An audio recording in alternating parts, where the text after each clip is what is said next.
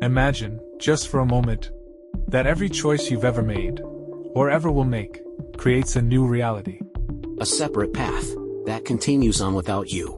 Each decision branches into countless possibilities, like a web stretching across an endless multiverse. But what if you were able to experience more than one of these paths? What if, somewhere out there, you live each and every possibility that your choices create? This concept is known as quantum immortality, rooted in theories from quantum mechanics. It suggests that consciousness could move through different realities each time an outcome that would end our existence doesn't. Imagine that in a life-threatening situation, instead of experiencing an end, your consciousness shifts to a universe where you survive. A universe that continues on, unbroken. While quantum immortality remains a theory, many people have shared eerie experiences that feel oddly close to it. Across the internet, and especially on Reddit, people have posted about brushes with death, accidents they survived, moments they can't quite explain. But what's most fascinating is what comes after. Small details in their lives that feel different. As if they've returned to a world that's almost the same, but slightly out of sync with the one they knew. These experiences echo a feeling of having shifted, as if, in moments when life seemed to end, consciousness moved to a near-identical universe instead. Many of these accounts share a haunting common thread. The sense that they're in a reality that's just a little unfamiliar. He thinks we both died. I'd like to preface this by saying my husband is an electrical engineer and I'm a teacher. We're not crazy people. So, back when my husband and I were dating, my husband was in a terrible car crash. His truck hit black ice and he slid into oncoming traffic. His truck was completely totaled. So was the other truck he hit. The weird thing is though, both he and the other guy were completely fine. Not a scratch on them, all my husband had was a bruise on his knee. The first responders were baffled, as was the towing company and insurance when they realized no one had died or was severely injured. Fast forward to a few days after the crash, my husband comes over to my apartment, we're having a conversation about a university class we're both in and he casually asks when I got the flat-screen TV sitting on my dresser. At this point I'm very confused because I've had the little flat screen since I was 13 and had had it the entire year and a bit we'd been dating. I asked him what he's talking about as I've always had that TV. He told me to quit pulling his leg and asked me what I did with the old tube TV. I had no idea what he was talking about and told him so. He's convinced I had a tube TV. I proceed to get on Facebook and showed him a picture we had taken 2 weeks prior with the TV in the background. It's a flat screen in the picture.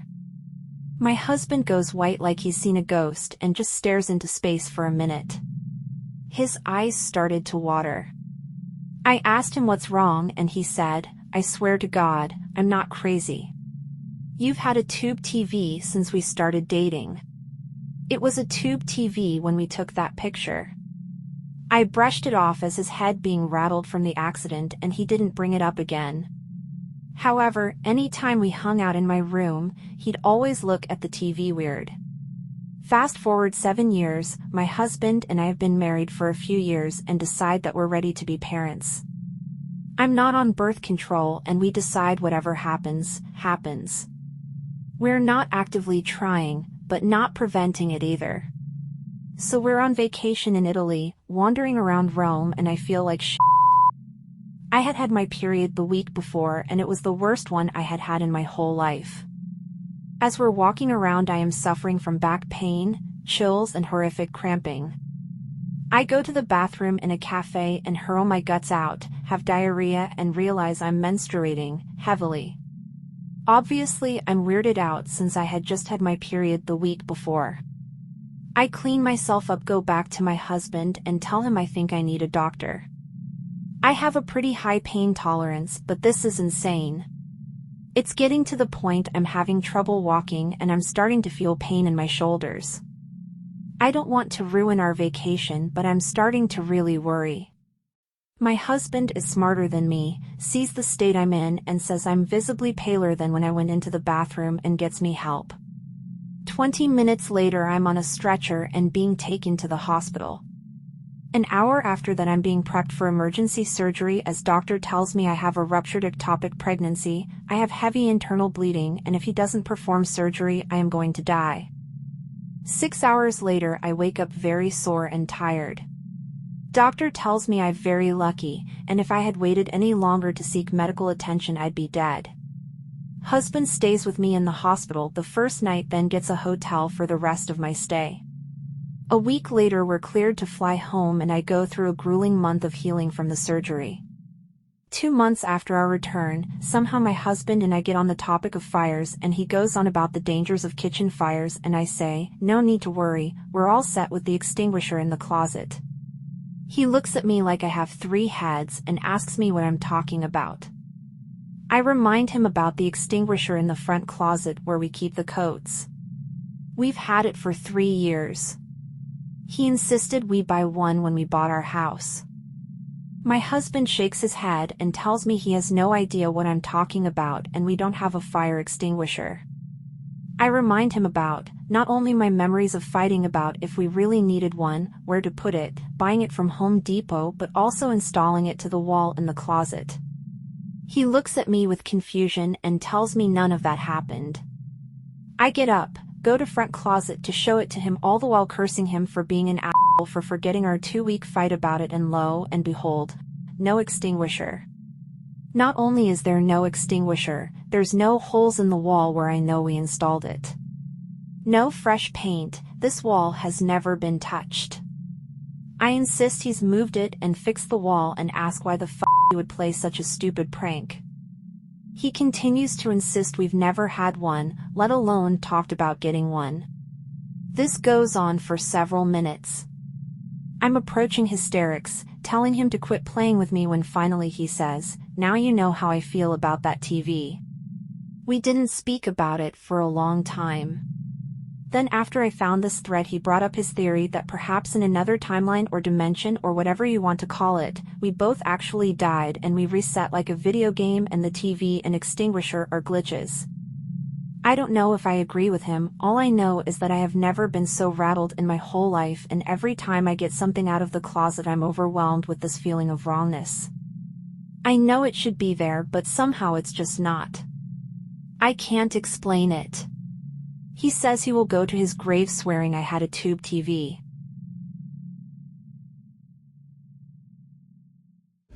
To understand this concept, we turn to the many worlds interpretation of quantum mechanics.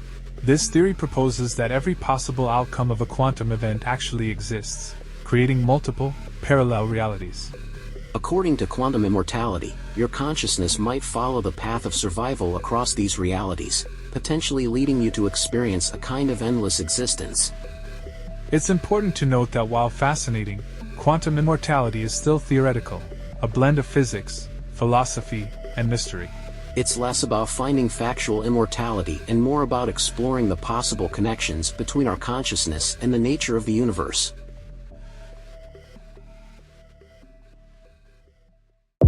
I died last night. But I'm still here. So this actually happened last week. It just took me some time to come to terms with it. I got a phone call from my next-door neighbor late in the evening asking if I can help him move a mattress into his upstairs. His mom is ill and has a big, heavy sleep number bed. I of course ran over to help because they're great neighbors. I get over there and his friend, who is also a priest, was there to help. I helped them figure out how to separate the mattress from the bed so we could fit it upstairs. We get it all moved up and back in place when my neighbor asks if I can help them move an armoire upstairs too. I think nothing of it, and we pull it out of his travel trailer and start bringing it up the front stairs of his house. This is where I died. The front stairs are 11 steps. I was on the lower end of the armoire about 6 steps up when my neighbor and his friend lose a handle on the armoire, and it comes crashing down on me and I fall backwards towards the pavement.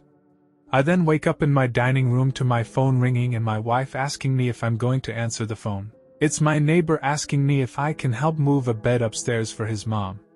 I go over there and meet his priest friend again, as this has been the first time I met him. I say I can help with the bed, but I cannot help with the armoire. My neighbor was like, "How do you know about the armoire?" I then proceeded to tell them I'm pretty sure I just died. I spent the next hour talking with the priest. He had so many questions. My neighbor didn't believe it until I described the upstairs bedroom in perfect detail down to the metal mattress frame on the floor and the intricate headboard leaning against the wall, and I had never been upstairs in their house before. The priest asked me what I saw after I died. I told him I never actually died. Before it happened, I woke up at my dining room table.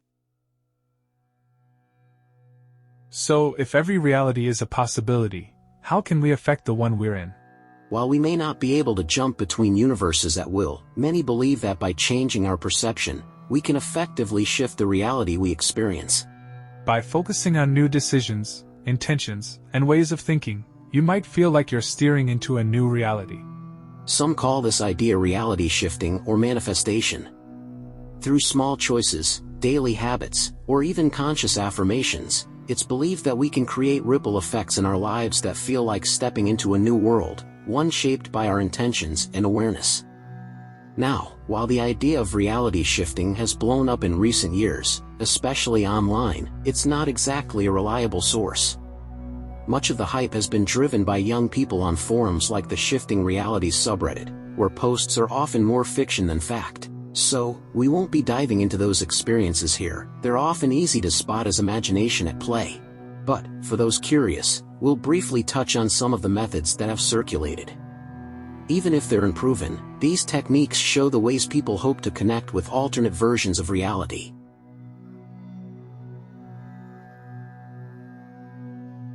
The Raven Method.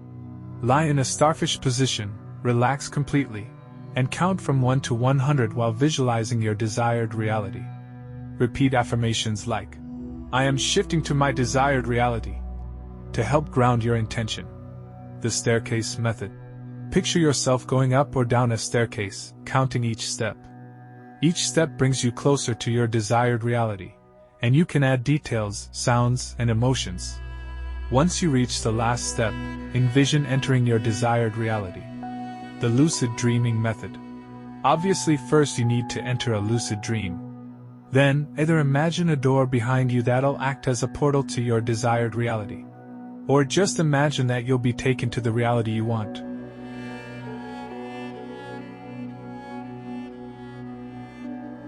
One of the prominent figures in the realm of manifestation and shifting ideas is Neville Goddard. He was a visionary thinker who lived in the mid-20th century, known for his unique perspective on the power of imagination. Goddard believed that our consciousness shapes reality itself, asserting that we can create the life we desire through focused intention and vivid visualization. In his teachings, Goddard emphasized the importance of living in the end, that is, imagining and feeling as if your desired reality has already manifested. This approach aligns with the notion of shifting, as it encourages individuals to tap into their imaginative faculties to bring about change in their lives. Though Goddard's work predates the recent popularity of reality shifting, his ideas resonate with those seeking to alter their experiences and manifest their desires. He often urged followers to visualize themselves in the desired state, to feel the emotions associated with that state, and to persist in that mindset until their reality began to reflect it. So, while we won't delve into the specifics of dubious shifting claims, the foundational techniques inspired by Goddard's philosophy can serve as a legitimate starting point for those interested in exploring the nature of reality and their potential to change it.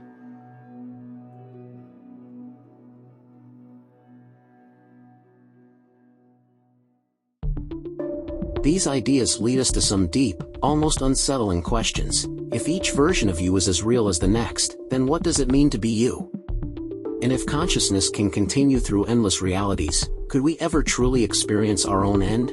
Perhaps this is also why shifting our reality, at least consciously, seems almost impossible. Imagine if we could simply jump into new lives or outcomes whenever we pleased. How would anything hold meaning?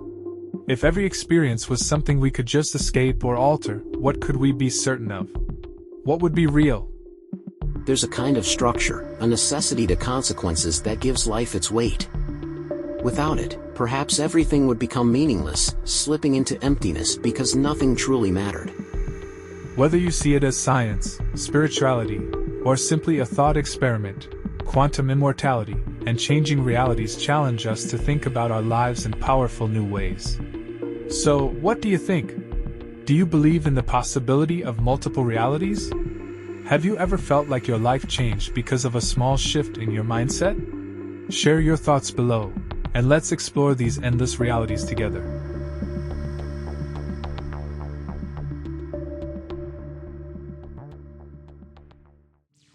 If you enjoy content like this, subscribe Weirdly Unknown for more. Like the video and leave a comment.